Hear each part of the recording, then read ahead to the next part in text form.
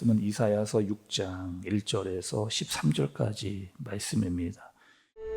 우시야 왕이 죽던 해에 내가 본즉 주께서 높이 들린 보좌에 앉으셨는데 그의 옷자락은 성전에 가득하였고 스랍들이 모시고 섰는데 각기 6 날개가 있어 그 둘로는 자기의 얼굴을 가리었고 그 둘로는 자기의 발을 가리었고 그 둘로는 날며 서로 불러 이르되 거룩하다, 거룩하다, 거룩하다, 만군의 여호와여, 그의 영광이 온 땅에 충만하도다. 이같이 화답하는 자의 소리로 말미암아 문지방의 터가 요동하며 성전의 연기가 충만한지라. 그때에 내가 말하되 화로다, 나여 망하게 되었도다. 나는 입술이 부정한 사람이요 나는 입술이 부정한 백성 중에 거주하면서 만군의 여호와이신 왕을 베었음이로다 하였더라. 그때에 그 스랍 중에 하나가 부젓가락으로 제단에서 집은 바 핀수칠 손에 가지고 내게로 날아와서 그것을 내 입술에 대며 이르되 보라, 이것이 내 입에 닿았으니 내 악이 체하여졌고 내 죄가 사하여졌느니라. 내가 또 주의 목소리를 들으니 주께서 이르시되 내가 누구를 보내며 누가 우리를 위하여 갈꼬? 내가 여기 있나이다, 나를 보내소서. 가서 이 백성에게 이르기를 너희가 듣기는 들어도 깨닫지 못할 것이요 보기는 보아도 알지 못하리라 하여 이 백성의 마음을 둔하게 하며 그들의 귀가 막히고 그들의 눈이 감기게 하라. 염려하건대 그들이 눈으로 보고 귀로 듣고 마음으로 깨닫고 다시 돌아와 고침을 받을까 하노라. 주여, 어느 때까지니이까? 성읍들은 황폐하여 주민이 없으며 가옥들에는 사람이 없고 이 토지는 황폐하게 되며 여호와께서 사람들을 멀리 옮기셔서 이 땅 가운데 황폐한 곳이 많을 때까지니라.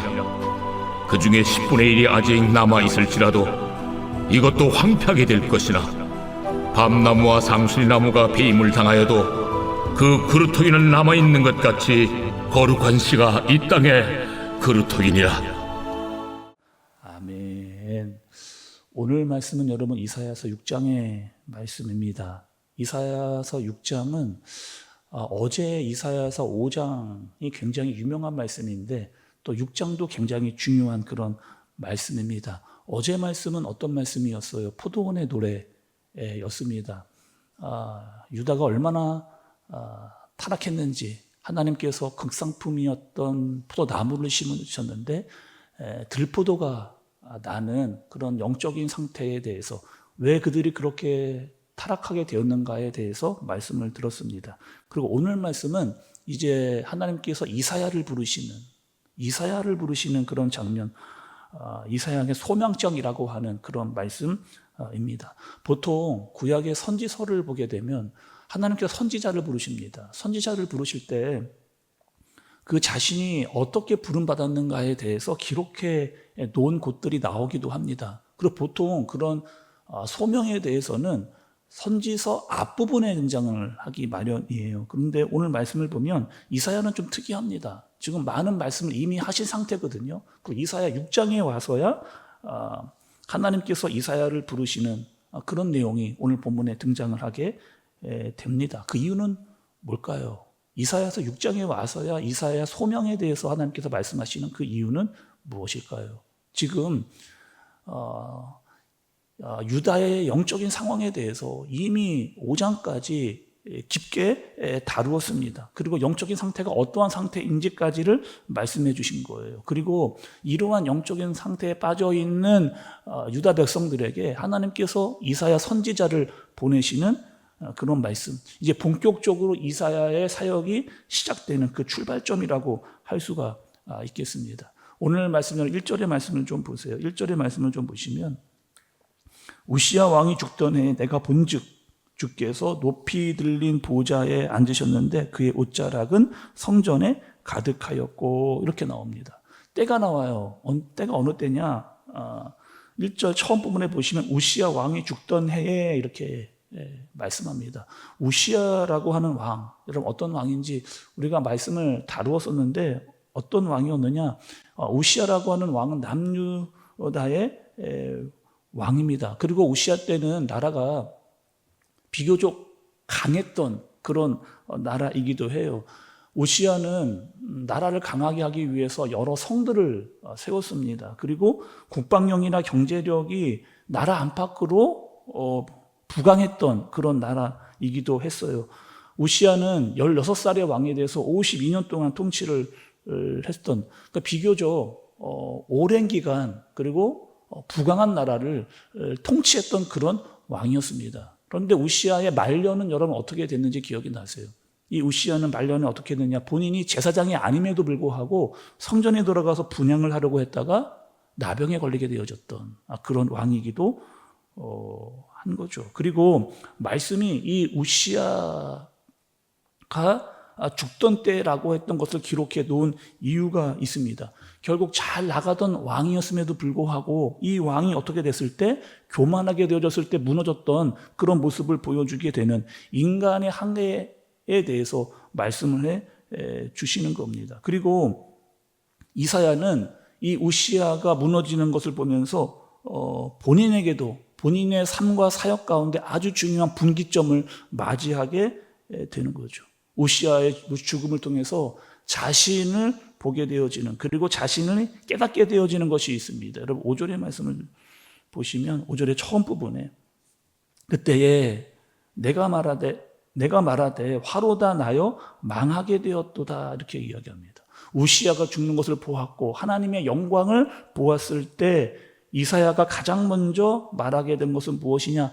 내가 바로 죄인이구나. 내가 바로 죄인이었구나. 내가 얼마나 큰 죄인이었는지를 깨닫게 되어지는 거죠. 또 여러분 5절을 보게 되면 입술이라고 하는 표현이 2번이나 등장하는 것을 볼 수가 있습니다. 입술은 여러분 어떤 역할을 하나요? 먼저 입술은 무엇인가를 먹는 데 사용하는 그런 기관입니다. 그런 또 입술은 어떠한 역할을 하느냐? 내 속에 내 안에 있는 것이 무엇이 있는가가 나오게 하는 것도 바로 이 입술의 역할이기도 하죠. 그러니 입술로 부정하다라고 이야기하는 것은 내 안에 죄가 가득하다. 내 안에 죄가 가득하다. 나는 하나님 앞에서 죄인이고 나는 죽을 수밖에 없는 죄인입니다라고 하는 이것을 고백하게 되어지는 그런 모습을 보게 되는 거죠. 내 안에 있는 죄, 그로 인한 절망을 보면서 하나님의 은혜가 반드시 필요하다는 사실을 이 이사야가 깨닫게 되어지는 겁니다. 그리고 완전한 죄인임을 깨달아 알고 하나님의 은혜를 사모하게 될 때 새로운 시작을 출발할 수 있다라는 것을 보여주는 그런 대목이기도 합니다. 그런 고백을 하는 이사야에게 하나님께서 그를 가만두지 않으시고 스랍 중에 하나, 스랍은 여러분 천사입니다. 천사가 제단 숯불에 타는 숯을 가져다가 이사야 입술에 대면서 이렇게 이야기를 합니다. 여러분 7절의 중간 부분을 좀 보세요. 7절의 중간 부분을 보면 내 악이 제하여졌고 내 죄가 사하여졌느니라 하더라 이렇게 말을 합니다. 자, 여러분 지금 이사야가 자신의 죄를 받습니다. 하나님의 영광 앞에서 내가 얼마나 큰 죄인인지를 깨닫게 되어졌어요. 그리고 내가 죄인입니다 라고 이야기했을 때 스스로 내 죄가 사해진 것이 아닙니다. 내 노력으로 내 고백만으로 그 죄가 사해지는 것은 아니죠. 여기서 제단의 숯불의 의미에 대해서 우리가 한번 좀 생각을 좀 해보셔야 됩니다. 여러분 제단은 어떤 곳이에요? 제단은 어떤 곳입니까? 제단은 제물이 드려지는 곳이에요. 또 제물은 나 대신 죽음을 당하는 그런 대상입니다. 대속의 의미를 가지고 있죠. 또 불은 그 제물을 전부 다 태워버리는 그런 역할을 합니다. 그러니 제단의 숯불이라고 하는 것은 절대적인 죄인에게 임하는 하나님의 용서를 의미합니다. 신약적으로 본다면 십자가에서 우리를 위해서 우리의 죄 때문에 대속하여 죽으신 불로 자신을 태우신 예수님을 보여주는 표징이기도 한 거죠. 그 은혜를 누가 경험한 거예요? 이사야가 경험을 했습니다. 또 이사야뿐만 아니라 우리가 그런 은혜를 받은 사람인 거죠. 그런 은혜를 받은 이사야에게 하나님의 음성이 들립니다. 어떠한 음성이냐? 내가 누구를 보내며 누가 우리를 위해서 갈까? 내가 누구를 보내며 누가 우리를 위해서 갈까라고 할 때 이사야의 반응. 내가 여기 있습니다. 주여 나를 보내소서라고 하는 이 고백입니다. 하나님께서 이사야를 부르셨어요. 그리고 이사야는 내가 죄인인지를 깨달았습니다. 그리고 예수 그리스도로 말미암아 제단 숯불을 통해서 내 죄가 사해졌고 지금 하나님께서 나를 어디로 보내실지 누구에게로 보내실지 어떠한 상황일지 나는 아무것도 알지 못하지만 나를 보내시옵소서라고 하는 고백을 하게 되는 거죠. 하나님이 우리를 보내실 때가 있습니다. 때로는 믿지 않는 가족들에게, 식구들에게, 믿지 않는 남편과 아내와 자녀들에게 학교와 직장으로 우리를 보내시죠. 그리고 그곳에서 하나님을 증거하게 될 때 그들은 그렇게 좋아하지 않습니다. 그리고 말씀을 전할 때마다 오히려 높은 벽을 경험할 때가 많이 있죠. 이사야도 무거운 사명을 받고 이렇게 묻습니다. 하나님 언제까지입니까? 언제까지 그렇게 해야 합니까? 성읍이 황폐해질 때까지, 토지가 황무지가 될 때까지, 나라가 망할 때까지, 철저한 심판이 있을 때까지 끝까지 너는 어떻게 하라는 거예요? 너를 보낸 곳에서 견디면서 하나님의 말씀을 전하라. 내가 보낸 그곳에서 끝까지 견디면서 하나님의 말씀을 전하라라고 하는 사명을 이사야가 받게 됩니다. 겉으로 보기에 돌아오는 사람이 없는 것 같더라도 너는 포기하지 말고 끝까지 외치고 전하라. 이것이 바로 소명받은 자의 사명을 하나님께서 알려주시는 모습입니다. 또 하나님은 이사야에게 놀라운 소망도 말씀을 해주세요. 어떠한 소망을 주시느냐? 13절의 중간 부분을 좀 보겠습니다. 13절의 중간 부분을 보시면 밤나무와 상수리나무가 배임을 당하여도 그 구루터기는 남아있는 것 같이 거룩한 씨가 이 땅의 구루터기니라 하시더라. 다시 읽어볼게요. 밤나무와 상수리나무가 배임을 당하여도 그 구루터기는 남아있는 것 같이 거룩한 씨가 이 땅의 구루터기니라 하시더라. 모든 나무가 다 잘려나갑니다. 이 땅이 황폐해져 가는 것 같습니다. 하나님의 심판을 받는 때입니다. 그런데 여전히 남아있는 것이 있어요. 그것은 무엇이냐? 구루터기입니다. 그리고 구루터기에서 새로운 싹이 올라오고 거룩한 씨가 있는 그것은 남아있는 사람들을 의미하고 있어요. 심판이 있지만 여전히 그 믿음을 지키면서 하나님의 약속을 믿고 다시 돌아오게 될 그 사람들이 바로 구루터기이며 남아있는 사람들입니다. 그리고 이사야 너는 그 사람들을 위해서 끝까지 내 평생을 바치라. 그들에게 말씀을 전하라 라고 말씀하시는 거죠. 오늘 하나님께서 이사야 6장에서 이사야만 부르신 것이 아니고 오늘 우리를 부르십니다. 내가 누구를 보내야 할까? 누가 우리를 위해서 갈까라고 물으시는 그 물음 앞에 하나님 제가 여기 있습니다. 나를 보내시옵소서. 먼저 하나님 앞에서 내가 죄인임을 고백하고 내 죄의 문제가 어떻게 해결되었는지 예수 그리스도로 말미암아 내가 죄인임을 고백하면서 하나님이 주신 사명을 받고 나를 보내시옵소서. 하나님께서 보내시는 곳에 보내시옵소서라고 사명을 받은 자로 그 말씀에 순종해야 하는 거죠.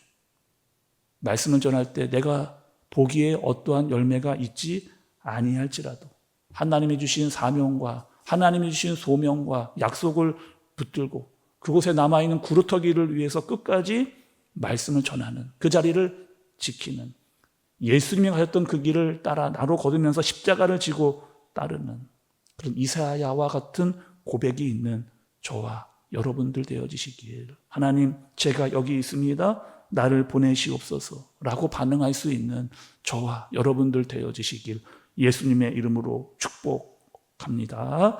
기도하겠습니다. 하나님 아버지 주님의 거룩하심 앞에서 날마다 나의 죄인임을 깨닫고 고백하고 시인합니다. 제단 숯불과 같은 십자가로 나를 정결케 하셨사오니 하나님께서 나를 위하여 누구를 보낼까라고 하는 이 부름 앞에 사명을 받은 자로 헌신하는 자가 되게 하여 주옵소서. 때로는 내 눈에 보이는 사역의 열매가 보이지 않는다 할지라도 끝까지 주님께서 약속하신 그 약속을 신뢰하며 믿음으로 견디며 나아가는 우리가 되게 하여 주시옵소서. 예수님의 이름으로 기도드리옵나이다. 아멘.